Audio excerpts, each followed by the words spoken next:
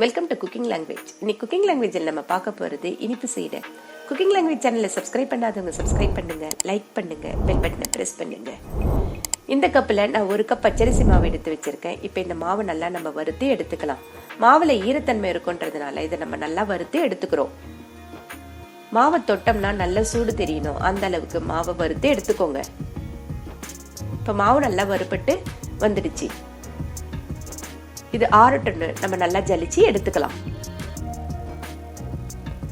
இதே போல ஒரு ஜல்லடியில போட்டு நல்லா ஜலிச்சு எடுத்துக்கோங்க. பாருங்க எவ்வளவு தூள் இருக்கு பாருங்க. இதோட சேர்த்து நம்ம செய்யும் பொழுது சீடை வெடிக்கும், அதனால நல்லா ஜலிச்சு எடுத்துக்கலாம். நான் 1 ஸ்பூன் பட்டர் போட்டிருக்கேன். பட்டரோட நான் 1 டீஸ்பூன் தேங்காவை இதுல சேர்த்து சும்மா ஒரு வதக்கி எடுத்துக்கிறேன். இது ஆப்ஷனல் தான், உங்களுக்கு தேவைப்பட்டா சேர்த்துக்கோங்க, இல்லைன்னா ஸ்கிப் பண்ணிடுங்க. இப்ப இதை வறுபட்ட தேங்காவை நம்ம ஜலிச்சு வச்சிருக்க மாவோட சேர்த்துக்கலாம். நான் 1/4 கப்பு வெல்லத்தை எடுத்து வச்சிருக்கேன். இந்த 1/4 கப் வெல்லத்துக்கு 1/4 கப் தண்ணி விட்டுக்கிறேன். 1 கப் பச்சரிசி மாவுக்கு நான் 1/4 கப் வெல்லம் எடுத்திருக்கேன். உங்களுக்கு ஒன்றும் ஸ்வீட் தேவைப்பட்டாக்கா நீங்க எக்ஸ்ட்ரா வெல்லத்தை நீங்க ஆட் பண்ணிக்கோங்க. வெல்லத்துக்கு பாகு எதுவும் கிடையாது, வெல்லம் நல்லா மெல்ட் ஆகி வந்தா போதும்.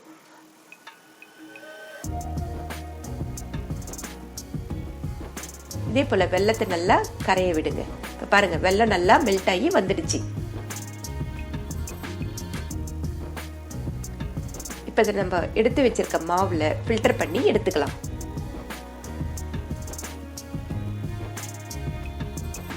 இதே போல ஃபில்டர் பண்ணி மாவை நல்லா சப்பாத்தி மாவு பதத்துக்கு பிசைஞ்சு எடுத்துக்கோங்க.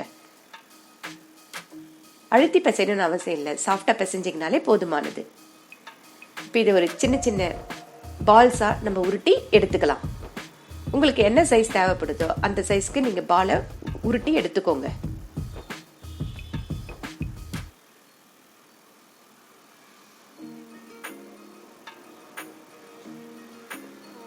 நான் எல்லா மாவையும் இதே போல சின்ன சின்ன பால்ஸா உருட்டி எடுத்துக்கிட்டு வந்துட்டேன்.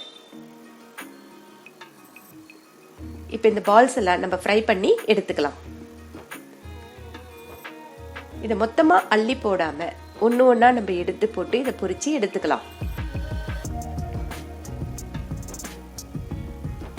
மொத்தமா போடும்போது ஒன்னோட ஒண்ணு ஒட்டிக்கும். இது போல தனித்தனியா போட்டாங்கன்னா ஒட்டாம வரும், அதனால தனித்தனியா போட்டு இதை பொரிச்சு எடுத்துக்கலாம்.